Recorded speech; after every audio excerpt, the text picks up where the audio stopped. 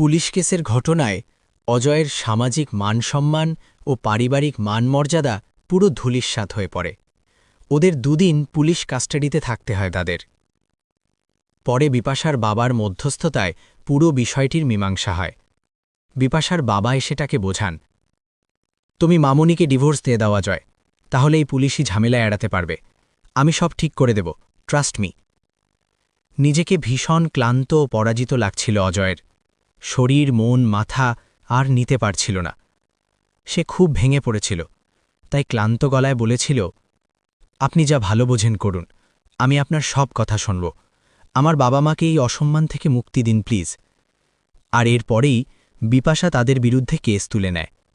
বিনিময়ে বিপাশাকে বিনা শর্তে mutual divorce দিতে হয় তাকে।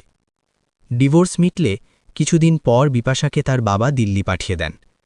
পরে ওখানে একজন বড়লোক ব্যবসায়ীর সঙ্গে বিপাশার বিয়ে দিয়ে দেন। তার জীবন থেকে বিপাশা সরে গিয়ে বেশ ভালো আছে, সুখে আছে।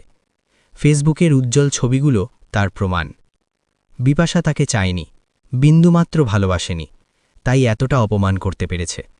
আর তারপর থেকে সে এখানে ধুঁকে ধুঁকে ভালো থাকার চেষ্টা করছে। প্রতিনিয়ত সমাজের খোঁটা সহ্য করে বেঁচে আছে। সবাই তাদের বধূ নির্যাতনকারী ভাবে। তবে প্রেম, ভালোবাসা, বৈবাহিক সম্পর্ক সবকিছু থেকে বিশ্বাস উঠে গেছে তার। মেয়েদের দেখলেই এখন তার রীতিমতো ভয় লাগে। অপরপক্ষে এই ঘটনার পরিপ্রেক্ষিতে তার ও তার বাবা মায়ের জুটছে চরম সামাজিক হেনস্থা।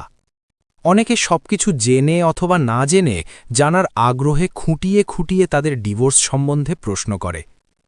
তাদেরকেও মুখে হাসি এনে সব প্রশ্নের উত্তর দিতে হয়। এভাবেই জীবনে নিয়ে চলে। ভালোবাসার বিয়ের কেন এমন পরিণতি হল, এই কৈফিয়ত দিতে দিতে হাঁপিয়ে ওঠে অজয়। আগার বাবা মায়ের মুখ চেয়ে অনিচ্ছা সত্ত্বেও দ্বিতীয়বার বিবাহে মত দিতে হয় অজয়কে, কারণ তার বাবা মা দুজনেই অসুস্থ। এসব ঘটনা চলাকালীন তার বাবার একটা হার্ট অ্যাটাক হয়ে গিয়েছিল। মাও সুগার প্রেশারের রোগী। তারা চাইছে ছেলের আবার বিয়ে দিতে, ছেলেকে সংসারই করতে। তাই বাবা মাকে খুশি রাখতেই তার বিয়ের সিদ্ধান্ত। তবে আজকের ঘটনায় অজয় চরম অপমানিত হয়েছে। তাই রেস্টুরেন্ট থেকে ফিরে বাবা মাকে বলে দিয়েছে, প্লিজ আমাকে কিছুদিন শান্তিতে থাকতে দাও, আর পাত্রী খুঁজো না তোমরা। নিজের থেকে যদি কোনো সম্বন্ধ আসে তবেই কথা বলো, তার আগে নয়। এত অপমান আমি আর নিতে পারছি না, আমাকে বাঁচতে দাও। এই ঘটনার পর প্রায় ১.৫ বছর পেরিয়ে গেছে। এক বন্ধুর বিবাহ বার্ষিকীর নেমন্তন্ন রক্ষা করতে তাদের গ্রামের বাড়িতে গিয়েছিল অজয়। ফিরতে বেশ রাত হয়ে যায়। বর্ধমান শহরে যখন ঢুকছে তখন রাত প্রায় ১:১২ বাজে। তাড়াতাড়ি বাড়ি পৌঁছনোর জন্য মেইন রোড ছেড়ে দিয়ে সে শহরের গলিপথ ধরে। হঠাৎ কিছুক্ষণ পর দেখতে পায় শুনশান রাস্তায় একটা মেয়ে প্রাণের ভয়ে সামনের দিকে দৌড়ে আসছে, আর পিছনে ৫ জন যুবক টলমল পায়ে মেয়েটাকে তাড়া করছে। মেয়েটা প্রাণপণ চিৎকার করছে, কিন্তু রাস্তা শুনশান। হঠাৎ তার গাড়ি দেখে মেয়েটা দ্রুত দৌড়ে গাড়ির সামনে চলে আসে। প্লিজ হেল্প করুন, প্লিজ প্লিজ হেল্প। পরিস্থিতি খারাপ দেখে অজয় দ্রুত ব্রেক করে গাড়িটা থামায়। মেয়েটি তখন হাঁপাতে হাঁপাতে বলছে, প্লিজ সাহায্য করুন আমাকে, ওই ছেলেগুলো আমাকে। দ্রুত গাড়ির সামনে দরজাটা খুলে দিয়ে সে বলে, তাড়াতাড়ি উঠে আসুন প্লিজ। ওই ৫ জন মাতাল ছেলে ততক্ষণে দাঁড়িয়ে পুরো পরিস্থিতিটা দেখছিল। তারাও অজয়ের গাড়ির দিকে ধীরে ধীরে এগিয়ে আসে। ওদিকে মেয়েটিকে গাড়িতে তুলে দ্রুত স্পিড বাড়িয়ে ঘটনাস্থল ছাড়ে অজয়। বেশ কিছুক্ষণ গাড়ি চালিয়ে পুনরায় মেইন রোড এসে উঠে পড়ে। পিছনে তাকিয়ে দেখে গুন্ডাগুলো আর নেই। তারপর একটু ফাঁকা জায়গা দেখে গাড়িটা থামিয়ে দেয়। হঠাৎ গাড়ি থেমে যেতে মেয়েটি চমকে ওঠে। গাড়ি থামালেন যে, প্লিজ চলুন, না হলে ওই বখাটে গুন্ডাগুলো চলে আসবে যে। আপনি একটু শান্ত হয়ে বসুন মিশ্রমা, এই নিন জল খান, আর ভয় পাবেন না। আমাকে আপনার বাড়ির ঠিকানাটা বলুন, আমি আপনাকে পৌঁছে দিচ্ছি। আপনি আপনি আমার নাম জানলেন কিভাবে? বলেই সপ্রশ্ন দৃষ্টিতে অজয়ের দিকে তাকায় রুমা। তারপর বিস্মিত গলায় বলে, আপনি অজয়বাবু না? এই তো, ঠিক চিনেছেন। নিন, এবার জল খান, আমার কাছে আপনার কোনো ভয় নেই। অজয়ের হাত থেকে জলের বোতলটা নিয়ে ঢকঢক করে পুরোটাই খেয়ে নেয় রুমা। আলতো হেসে অজয় বলে, যাক, শেষ পর্যন্ত চিনলেন তাহলে। আমি তো তখন এক ঝলক দেখেই আপনাকে চিনতে পেরেছিলাম। তা বলুন তো রুমা, এত রাত্রে আপনি রাস্তায় কি করছিলেন? আর ওই ছেলেগুলোকে আপনি কি চেনেন? মনে ঘটনাটা কি যদি খুলে বলেন? ঝরঝর করে কেঁদে ফেলে রুমা। মায়ের শরীরটা খুব খারাপ অজয়বাবু। গত কয়েকদিন ধরে প্রবল ঝড়, সঙ্গে কাশি। রাত্রি 10টার দিকে প্রচণ্ড শারীরিক অস্বস্তি আরম্ভ হয়। তা এত রাত্রে ডাক্তারবাবুকে কোথায় পাব, আর আমি একা কীই বা করব? তাই যে ডাক্তারবাবু দেখছিলেন তাকে ফোন করে সব বলতেই তিনি ঔষধ লিখে দিলেন। সেগুলো কেনার জন্য বেরিয়েছিলাম। রাত্রে সামনের সব ওষুধ দোকান বন্ধ থাকে। মেইন রোডে বেলা নার্সিংহোমের কাছে একটা ওষুধ দোকান খোলা থাকে, সেখানেই যাচ্ছিলাম। ওখানে যে এই ছেলেগুলো মদ খাচ্ছিল বুঝতে পারিনি।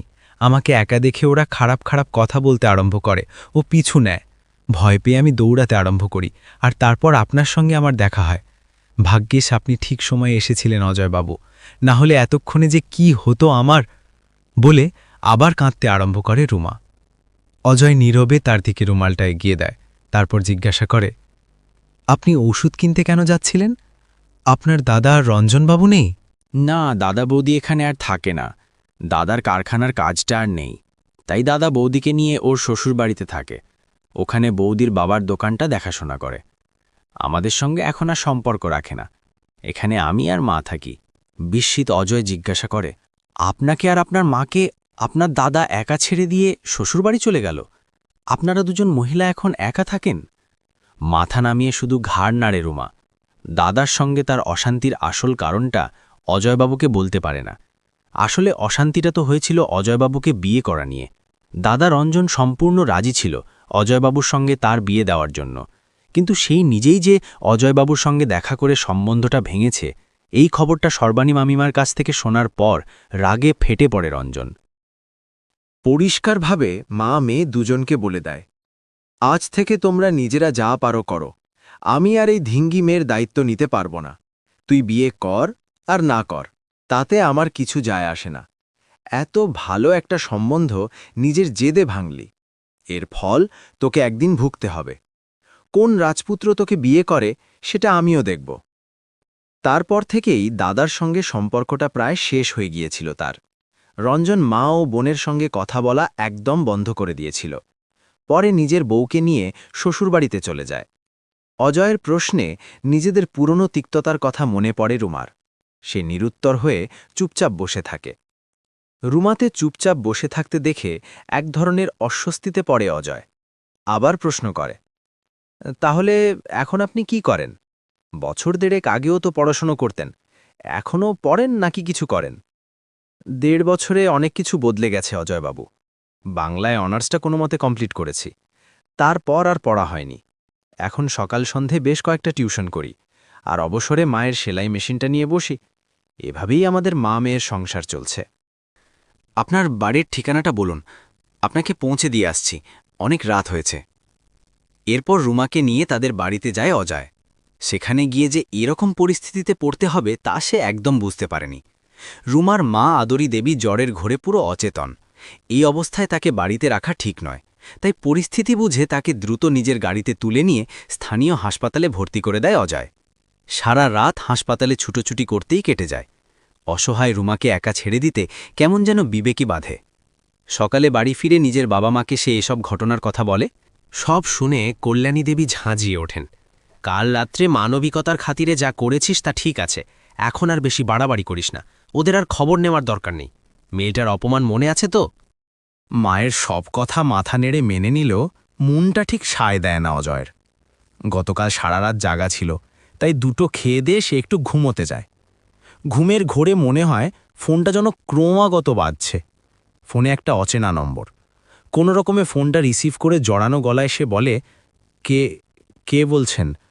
ওপাশে কেউ বলছে, আমি রুমা বলছিলাম অজয়বাবু। ঘুম জড়ানো গলাতেই সে বলে, কে রুমা? আমাকে চিনতে পারছেন না অজয়বাবু? গতকাল রাত্রে আপনি আমাকে। এবার চোখ থেকে ঘুম কেটে যায় অজয়ের। ঝট করে বিছানায় উঠে বসে। হ্যাঁ, বুঝতে পারছি। কি হয়েছে বলুন তো? আপনার মা কেমন আছেন? মা একদম ভালো নেই অজয়বাবু। সকাল থেকে মায়ের শ্বাসকষ্ট শুরু হয়েছে। ডাক্তারবাবু কলকাতার হাসপাতালে মাকে রেফার করেছেন। ওদিকে দাদার ফোন বন্ধ, ওর সাথে যোগাযোগ করতে পারছি না। মাকে নিয়ে এই মুহূর্তে আমি কি করব কিছুই বুঝতে পারছি না। হাসপাতালে আমি একা, আপনি কি একবার আসবেন অজয়বাবু? ঠিক আছে, আমি আধ ঘন্টার মধ্যে আসছি, আপনি একদম চিন্তা করবেন না। দ্রুত বিছানা ছাড়ে অজয়। ঘড়িতে তখন সকাল 10টা বাজছে। হাসপাতালে পৌঁছে দেখে রুমার মায়ের শারীরিক অবস্থা সত্যি ভীষণ খারাপ। দ্রুত অ্যাম্বুলেন্স করে আদরি দেবী ও রুমাকে নিয়ে সে কলকাতার উদ্দেশ্যে রওনা দেয়। আদরি দেবীকে কলকাতায় বড় একটা সরকারি হাসপাতালে ভর্তি করা হয়। সেখানে তার চিকিৎসা আরম্ভ হয়। হাসপাতালে রুমার সন্দেশে সবসময় থাকে, তাকে সাহস যোগায়, খাবার খাওয়ায়। 1 সপ্তাহ কলকাতায় থাকার পর আদরি দেবীকে সুস্থ করে বর্ধমান ফেরে তারা। বর্ধমানে ফিরেও নিয়মিত রুমাদের খোঁজখবর রাখে অজয়। রুমাকে বলে, যদি কোথাও কিছু সাহায্য লাগে প্লিজ বলো, মনে কোনো দ্বিধা রেখো না। কলকাতায় থাকার সময় রুমার সঙ্গে সম্পর্কটা অনেক সহজ হয়েছে তার। এখন দুজন দুজনকে তুমি বলেই সম্বোধন করে। রুমার চোখে অজয়ের জন্য এখন শুধুই কৃতজ্ঞতা ভরা। মেয়ের কাছে নিজের মনের কথাটা প্রকাশ করে নাদরী দেবী। ভাগ্যিস অজয় ছিল, তাই আজ আমি বেঁচে ফিরে এলাম। নিজের সব কাজ, ব্যবসার কাজ ছেড়ে দিয়ে ছেলেটা আমাদের জন্য যা করল তা আমার নিজের ছেলে করল না। খরচ খরচার ভয়ে তো আমাকে হাসপাতালে দেখতে পর্যন্ত এলো না। আর আমার জন্য এই ছেলেটা জলের মতো নিজের অর্থ খরচ করল। সবই আমার কপাল। চুপ করে থাকে রুমা, অজয়ের কথা মনে করে। একে মা অসুস্থ, তারপর কলকাতায় সে কিছুই চেনে না। অজয় একা ছুটে দৌড়ে রক্ত, ওষুধপত্র সবের ব্যবস্থা করেছে।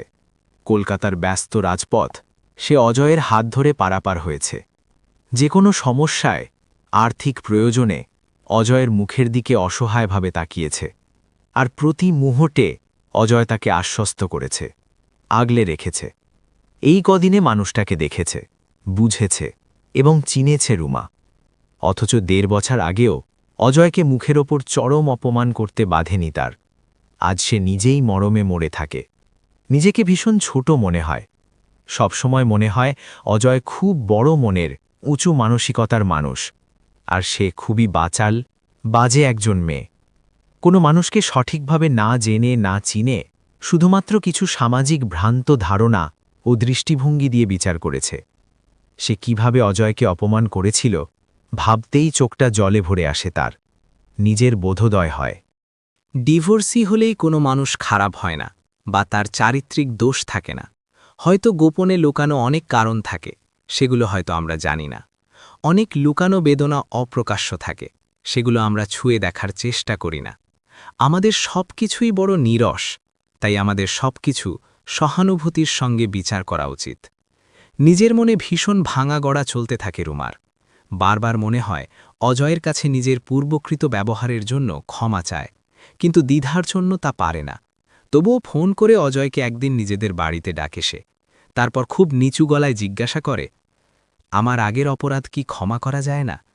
সেদিন আমি না জেনে না বুঝে তোমাকে অনেক উল্টোপাল্টা কথা বলেছিলাম। আজ বুঝতে পারছি আমি কত ভুল ছিলাম। প্লিজ আমাকে ক্ষমা করে দাও। অলতো হেসে অজয় বলে, না না ঠিক আছে, আমি কিছু মনে করিনি। তাছাড়া এতদিন আগের কথা আমার আর মনে নেই। এরপর হঠাৎ রুমা বলে ওঠে, বিয়ে করবে আমায়? সবে চায়ে একটা চুমুক দিয়েছিলে অজয়। রুমার প্রশ্ন শুনে চমকে ওঠে, কাশি চলে আসে। একটু সময় নিয়ে ধীরে সুস্থে উত্তর দেয়, তা হয় না রুমা। এমনিতেই আমি ডিভোর্সি, তাছাড়া তোমার থেকে প্রায় 8-9 বছরের বড়। আমার থেকে তুমি আরও ভালো ছেলেকে স্বামী হিসাবে পাবে। তোমাদের প্রতি আমি যা করেছি তা আমার মানবিকতার খাতিরে করেছি। তুমি নিরুপায় হয়ে আমাকে ফোন করেছিলে।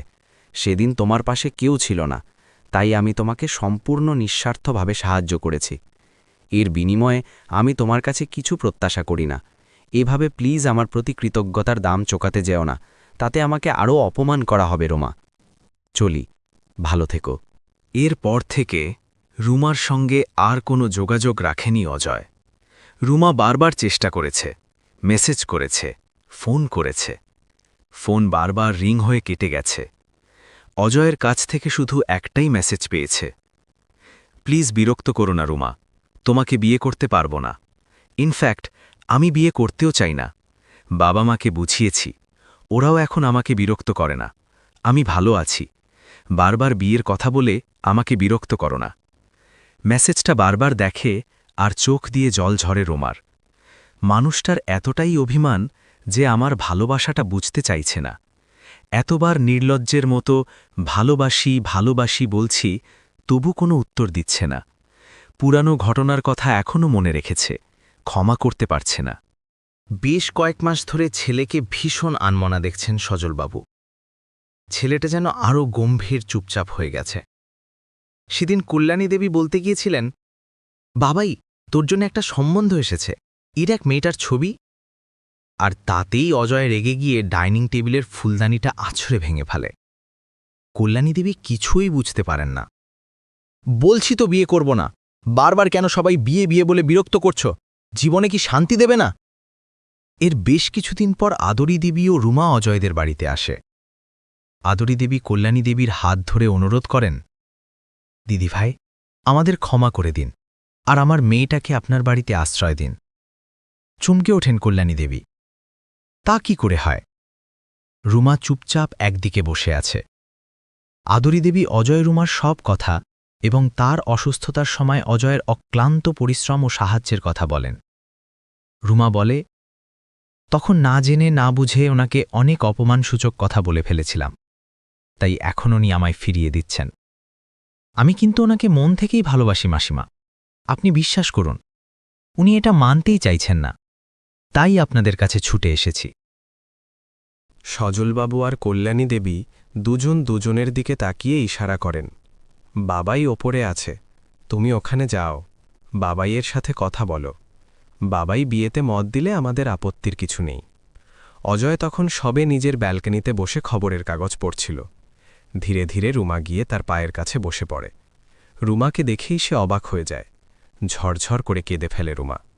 প্লিজ আমাকে ফিরিয়ে দিও না, আমি সত্যিই তোমাকে ভালোবাসি। পুরনো কথাগুলো ভুলে আমাকে কি তুমি আপন করে নিতে পারো না? আমি সত্যিই অনুতপ্ত অজয়, তুমি ফিরিয়ে দিলে আমি কোথায় যাব? রুমার কথাগুলো শুনে মনে একটা ভাঙা গড়া চলে অজয়ের, তবুও নিজেকে কঠিন রাখে। এটা হয় না রুমা, তুমি ফিরে যাও। তুমি জীবনে অনেক ভালো ছেলে পাবে, তোমার জন্য আমার শুভেচ্ছা রইল। অজয়ের পায়ের কাছে বসে রুমা কান্নাকাটি করে। এতে সে বিচলিত হয়, তার কাঠিন্যের আস্তরণ ভেঙে যায়। সে নরমভাবে বলে, ভেবেচিন্তে সিদ্ধান্ত নিচ্ছ তো রুমা? পরে পস্তাবে না? ডিভোর্সি লোককে বিয়ে করে ঠকে যাবে না তো? রুমা হঠাৎ অজয়ের হাত দুটো ধরে। একদম ভেবেচিন্তে সিদ্ধান্ত নিচ্ছি, সারা জীবন এভাবেই তোমার হাত ধরে থাকতে চাই। এরপর বেশ কিছুক্ষণ তাদের কথাবার্তা হয়। প্রায় ৪০ মিনিট পর অজয়ের সঙ্গে দোতলা থেকে নামে রুমা। ছেলের হাসি মুখ দেখে সজলবাবু বলেন, এবার আর বিয়েতে অমত নেই তো বাবাই? দিন তারিখ ঠিক করি? তোমরা যা ভালো বোঝো করো বাবা, আমার আপত্তি নেই। এই বলে সজলবাবু, আদরি দেবী, কল্যাণী দেবী তিনজনকে প্রণাম করে অজয় ও রুমা। ১ মাস পর এক শুভ দিনে অজয়ের সঙ্গে রুমার শুভ বিবাহ সম্পন্ন হয়। প্রিয় বন্ধুরা, এতক্ষণ সাথে থেকে গল্পটা শোনার জন্য অশেষ ধন্যবাদ। গল্পটা ভালো লাগলে একটা লাইক, কমেন্ট ও শেয়ার করে দেবেন। আর পরবর্তীতে আরও এরকম নিত্য নতুন গল্প শুনতে চাইলে আমার চ্যানেলটি সাবস্ক্রাইব করে সাথে থাকুন। ভালো থাকবেন সবাই, ধন্যবাদ।